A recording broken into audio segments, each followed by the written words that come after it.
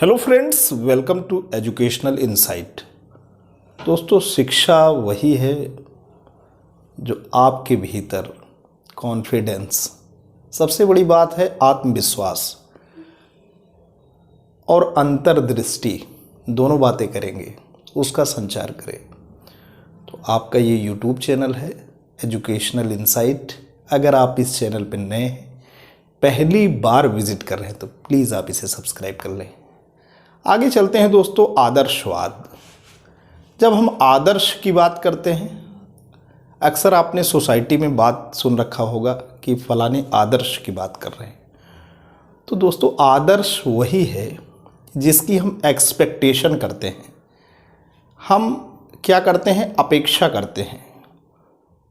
जो है, जो होना चाहिए, उसके बीच का जो डिफरेंस है वो आदर्श ही है। तो आदर्श की जब बात करेंगे हम, एज ए दर्शन की जब बात करेंगे, तो इसका प्रादुर्भाव कहाँ हुआ? इसका प्रादुर्भाव दोस्तों पाश्चात्य दार्शनिकों के माध्यम से हुआ।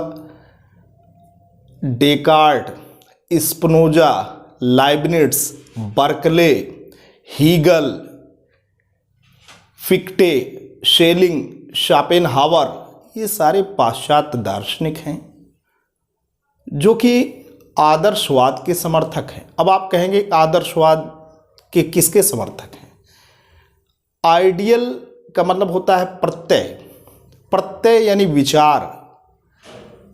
आपके जो विचार हैं, जो वस्तु जगत है, तो कोई भी आदर्शवादी जो होगा वो विचार को महत्व देगा, वो आचार को महत्व देगा, यानी आइडिया एंड बिहेवियर दोनों को महत्व देगा। वस्तु यानी पदार्थ को उतना महत्व नहीं देगा। ये जो संसार है एक आदर्शवादी के लिए क्या है? इनकम्प्लीट प्लेस है।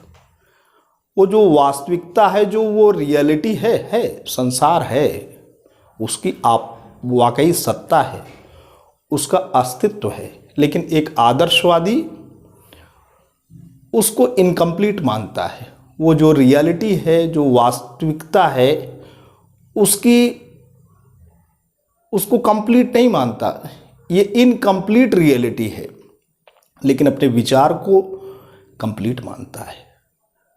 तो हम जब बात करेंगे आदर्शवाद की, तो हम इन दार्शनिकों की बात करेंगे। अब शिक्षा, यहाँ तो हम शिक्षा का टॉपिक उठाए हैं, तो यहाँ पे शिक्षा का जब टॉपिक उठाएंगे तो फ्रॉबेल, पेस्थोलॉजी, शिक्षा में आदर्शवाद की बात करते हैं। नन हो गए, टीपी नन, अमेरिका के हॉर्न हो गए, हर्बार्ट हो गए। ये दोस्तों ऐसे शिक्षाविद हैं जो शिक्षा में आदर्शवाद की बात करते हैं। अब शिक्षा में आदर्शवाद क्या हो? यानी शिक्षा में जब हम आदर्शवाद की दोस्तों बात करते हैं, तो आदर्शवाद का लक्ष्य ही है सत्यम शिवम सुंदरम। सत्य वही जो कि जिसके अंदर गुडनेस हो, जो कल्याणकारी हो। सत्य वही जो कल्याणकारी हो। सत्यम शिवम सुंदरम, वो सत्य जो कल्याणकारी है वही सुंदर है। सत्यम शिवम सुंदरम। नाना प्रकार के आप देख रहे हैं विध्वंसों, अस्त्र शस्त्र के विध्वंस पे, उसके बुनियाद पे ये दुनिया खड़ी है दोस्तों। तो विश्व युद्ध हो चुके हैं, तीसरा होगा तो सृष्टि का प्रलय आ जाएगा, अंत हो जाएगा। तो ये भी सत्य है, ये वैज्ञानिक सत्य है, लेकिन ये सत्य कल्याणकारी नहीं है, इसलिए सुंदर नहीं है, ये कुरूप सत्य है। जब आदर्शवादी बात करेगा, ऐसे सत्य की बात करेगा जिसमें शिवत्व का अंश है, जो कल्याणकारी है, और जो कल्याणकारी है वही सुंदर है। संसार पूर्ण है, संसार की व्यवस्था के नियामक ईश्वर हैं, ये आदर्शवादी कहता है। हमेशा एक आदर्शवादी ईश्वर में विश्वास करता है। ये जो आत्मा है, ये जो मन है, इसमें विश्वास करता है, मानव में विश्वास करता है, मानव के आचार विचार के लिए वातावरण के रूप में शिक्षक की भूमिका मानता है। शिक्षक क्या है? शिक्षालय क्या है? शिक्षक माली है। शिक्षालय क्या है? बगीचा है। बच्चा क्या है? पौधा है। पौधा तो अपने हिसाब से डेवलप करेगा, हर पौधा अपने में विशिष्ट है, अद्वितीय है। तो शिक्षक की क्या ज़रूरत है? तो शिक्षक नहीं रहेगा तो झाड़ी हो जाएगी, बगिया कैसे हो जाएगी? विद्रूप हो जाएगी। शिक्षक क्या है? हर पौधे के साथ। अब एक बच्चा के अंदर का जो खुशबू है वो अलग है, उसकी विशिष्टता अलग है। आदर्शवाद ये मानता है हर बच्चा अपने में यूनिक है। फॉर एन एग्जाम्पल, जो बेला है वो चमेली से अलग है, जो गुलाब है वो जूही से अलग है। तो सभी बगिया में खिलेंगे और महक को फैलाएंगे, सुवास फैलेगा। तो शिक्षक की क्या ज़रूरत है? बगिया महकती रहे। तो बगिया जब मैकेनिक वे में होगी, इसीलिए रॉस कहता है। अब आप कहेंगे सर रॉस कौन है? आदर्शवादी दार्शनिक है राज शिक्षा में। ये कहते हैं कटीली झाड़ियाँ, ये कहते हैं जो प्रकृतिवादी होगा वो कटीली झाड़ियों से संतोष कर लेगा। लेकिन दोस्तों, जो आदर्शवादी दार्शनिक होगा उसको तो खूबसूरत गुलाब चाहिए, और गुलाब में भी सुंदर गुलाब चाहिए। अब प्रकृतिवाद अगर कहेगा तो बच्चा जैसे है, उसका जो स्वभाव है, उसके अंदर जो गुण विशेषता और क्षमता विशेषताएं हैं, जो उसके अंदर संभावना है, सबका विकास होना चाहिए। स्वतंत्रता बच्चे की बाधित नहीं होनी चाहिए।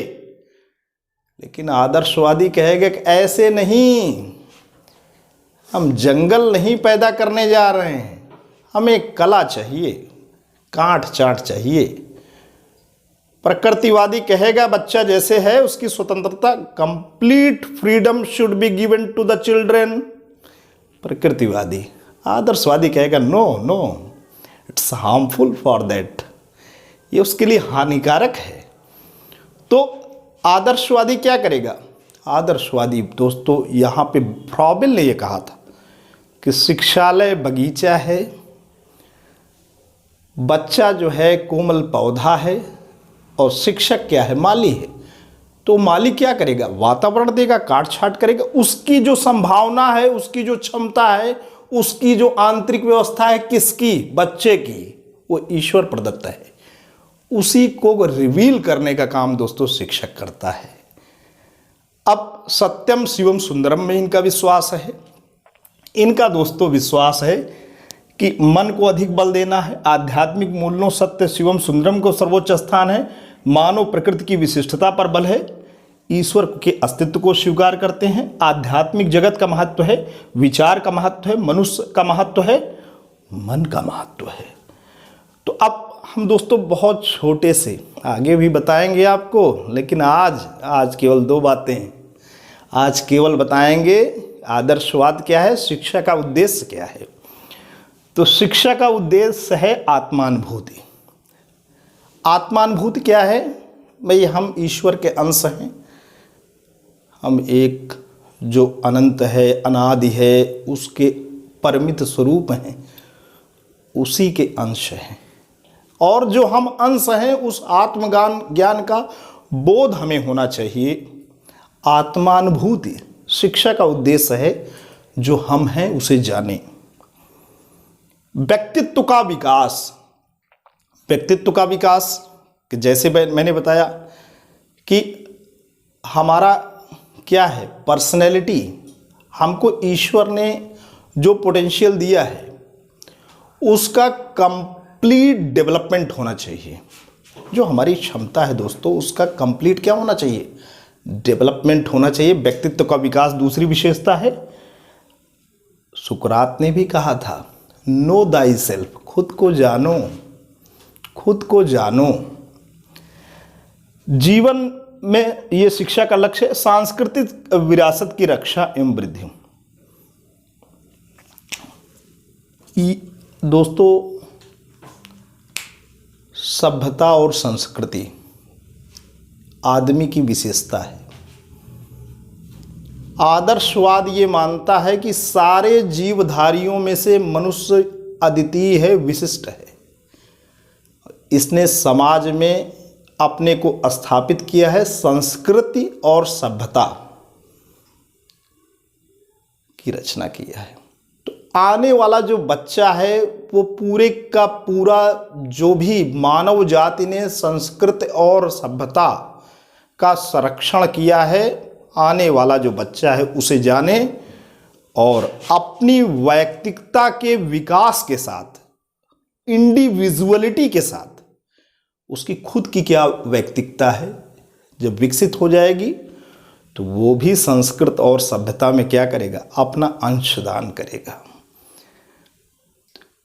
कल्चरल हेरिटेज का प्रिजर्वेशन एंड ग्रोथ, ये आइडियलिज्म में है, इस शिक्षा का उद्देश्य है। व्यक्ति एवं संसार में समरसता, ऐसा नहीं है कि आप ज्ञान आपके अंदर प्रवेश कर जाए, महाज्ञानी आप हो जाएं, लेकिन संसार के साथ आपका समरसता न हो। ये बहुत ज़रूरी है कि समाज और व्यक्ति के बीच में होमोजेनिटी होनी चाहिए, समरसता होनी चाहिए। ये आदर्शवाद का लक्ष्य है, पवित्र जीवन की प्राप्ति। दोस्तों, आदर्शवादी मानते हैं कि हमारा जो जीवन है उसका लक्ष्य है पवित्र, निष्कलंक, भक्तिपूर्ण जीवन होना चाहिए।